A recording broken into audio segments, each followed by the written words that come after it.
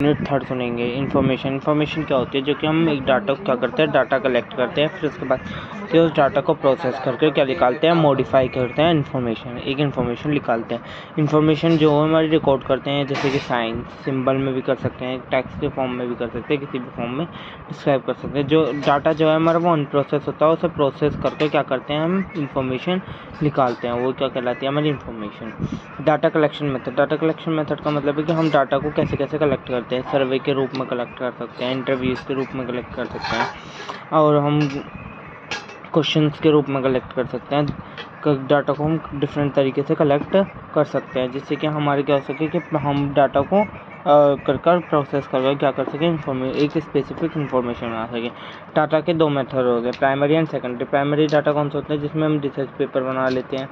Primary data वो होते हैं जितने भी हमारे जो पहली बार में हम सर्वे के रूप में कस्टमर से वो कम्युनिकेशन करके इन सब चीज़ों से करते हैं। जैसे कि पहला हो गया ऑब्जर्वेशन का मतलब है कि हमारे दो तरीके हैं, मतलब कि ऑब्जर्व्ड करना।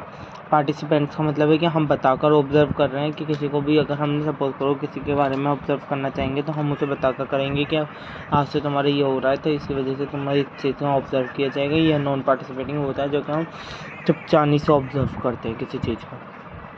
इंटरव्यू हमारे स्ट्रक्चर और अनस्ट्रक्चर दो तरीके से।